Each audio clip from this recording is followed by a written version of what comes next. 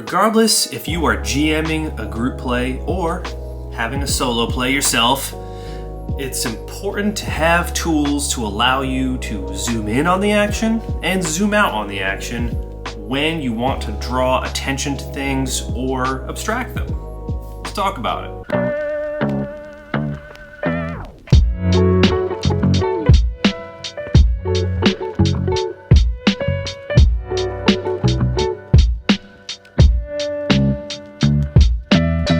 Welcome back to the channel. This is the Sacred Art of Gaming, where we love talking about tabletop gaming. I'm going to be using some terms that I'm just making up because I'm trying not to militarize the verbiage, but I'm going to refer to it as micro and macro play. And what those are going to mean, micro is going to be when you're zoomed in, hyper tactical, trying not to be, you're there, you're in the fight, and time is slower. 6 seconds rounds, combat, the typical stuff, right? Macro is going to be zooming out, and that same exact thing can happen just with more or less rolls, more or less details. And I bring this up because I did have a comment on a solo play recently where I had a character that they were, I think, running through like a crumbling tunnel or something. And I rolled, and a bad thing happened to one of the characters. But I continued to roll. I think there was probably like 3 rolls. I like the number 3, you'll find. I like 3 for parties. I like 3 for... 3 is just a magic number. 3 strikes, you're out. But anyways, I had them roll like 3 times to see like how they got through that crumbling tunnel. A couple folks said, oh man, like, you know, why you gave him so many chances, like you probably should have just like killed him. Not a direct quote, but that's more or less what they were saying. And in my mind, I am like, what? What do you mean? And then I rewatched it. So not to say that they're wrong, because I could have done a better job explaining what I was doing in that moment, which I think is important. I'm trying to be better about unleashing what is in my head more on the camera, especially in solo plays, because that can be tough when you're like on a unicycle juggling, trying to do a lot of things in a solo play. But what I was doing, and I get a lot of this from Savage Worlds, I'm realizing. It's very interesting how games that you have spent a lot of time with, how they influence all of your other games. But I wanted to really zoom in on the action. And the reason why I wanted to zoom in on the action is because I wanted it to be more than just they got through the tunnel and that's it. That didn't feel like exciting enough. Sure, I could have maybe added some flavorful description to make it feel like that. But if you've ever been in a tense situation, or even if you haven't, even in like a movie or a video game or something, it's never just like you bypass a thing and you're good. It's usually, we'll use football as an example. A lot of my viewers love football, right? Football Americana. And let's say you go to rush the hole. I'm losing so many people right now. You're the running back. You get handed the ball. The hole is stuffed.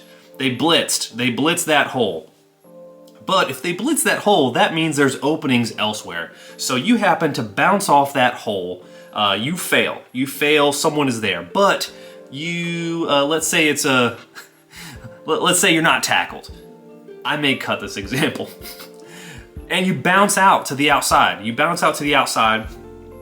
And somebody goes to swipe your leg. And maybe that's another weak success or something like that. They trip you up, but you still are going. You do a little roll, you do a little spin, and you're still good. And you're still sweeping to the outside and making positive yardage overall, even if you had 2 setbacks where you bounced off in the beginning and just popped out to the outside. Did that hit with you?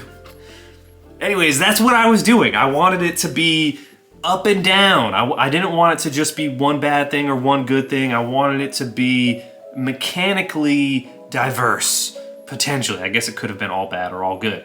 The importance of micro and macro gameplay and why I bring up Savage Worlds is because Savage Worlds does an excellent job with this.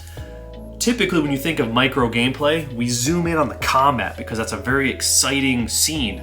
But what if combat is a slog and you're like, dude, I am done. If I have to fight another 8 goblins today. I'm gonna lose my mind. That is where you grab some dice and you're like, you know what? I'm just gonna roll. And we'll do a quick encounter, which will summarize the whole thing.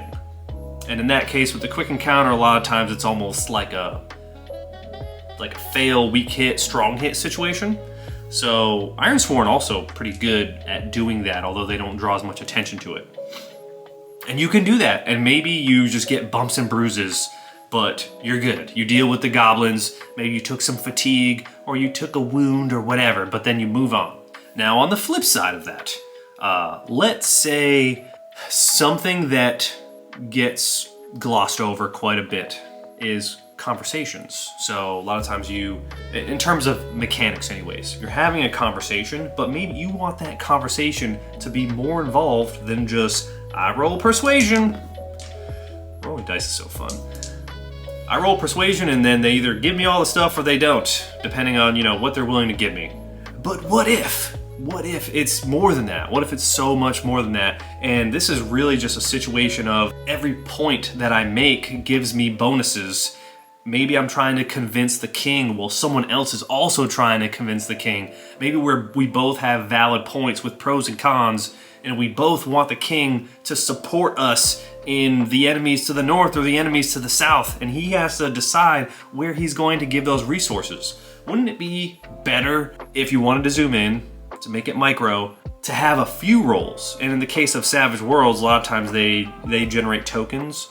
So I had something the other day where I was closing a portal because bad stuff was coming through it. I feel like that's always what's happening in Savage Worlds. There's always a portal. I had to do 8 successes in 5 rounds while there was also a combat going on. And I think there was also like a -2 and it was gambling. You may be guessing what setting this is. Yeah, it was pretty intense. I failed, but yeah, I mean, the idea being you have 5 rounds to gain 8 successes, and in Savage World, if you don't know, every 4 over your target number gives you like an additional success. But a lot of systems have a version or something like that you could easily use, or you could easily mod it to do something like that. So yeah, social being a perfect one. Mass battles for Savage Worlds, another perfect example. That could take many sessions, mass battles. You figure if you'd have to be like zoomed in micro on all of these individual skirmishes, and it may be a bit much and maybe not even feel like you're a part of a larger battle. If you do mass battles in Savage Worlds where you're generating tokens, the enemy's generating tokens, there's a commander, there's battle rolls involved, I think that's excellent. I think that's great. We were talking social there for a moment. Let's go back to social, because Savage Worlds also has another way of dealing with a social situation that's a little different, networking. So instead of you convincing a king and you're almost in like a judge and like lawyer situation trying to convince them, maybe you're just hitting the streets and you're just trying to gather information from various people, cue the montage, and then you talk to a bunch of different people from a bunch of different places. It's one roll and then you move on.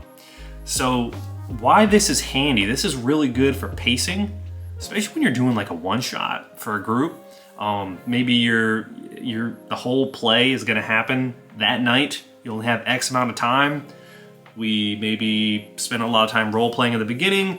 Maybe we don't have a lot of time to gather information and tactically micromanage all of these individual persuasion attempts and intimidation attempts to gather information. Let's do one networking roll and we move on. For solo, also very handy. You want to keep the story moving. Momentum is your friend. Being able to zoom out whenever things are not exciting, very handy. Maybe you have a combat. You don't want to bust out minis and terrain and all this stuff. You don't want to draw on something, whatever. You just want to do theater of the mind. You don't even really have to do theater of the mind, really. You just want to do a quick encounter. Quick. But then for the end, that's when you bust out the terrain, you get out the minis, and then it's a big deal. And you're not like tired of doing it because you haven't been doing it this whole time. It's special. Special encounters. So if you ever find that you don't have the bandwidth for something and it's becoming too much, you feel like your game is becoming a slog and a category that you don't want it to be, feel free to zoom that camera out, abstract the details, and go into macro mode. If you want to get in there and you want something to be important, even if the rules necessarily aren't always going to be supportive of it, usually most games are supporting combat, but maybe you want to go into more detail with the talkie-talkie. Feel free to spin up some micro mechanics and zoom in on that. Have it be multiple roles if you'd like. And thank you guys for the comments, because that generates more videos, and I'm truly blessed to be talking about something that people want to listen to that I feel like I could talk about forever. I am never running out of ideas. I have more ideas than I have time to talk about them. So thank you so much for watching. Let me know your thoughts down below regarding micro and macro tools at the table in your solo play or your group play. Don't forget to comment, like, subscribe, do all the fun YouTube things, and I will see you in the next one as we continue to explore the sacred art of gaming together.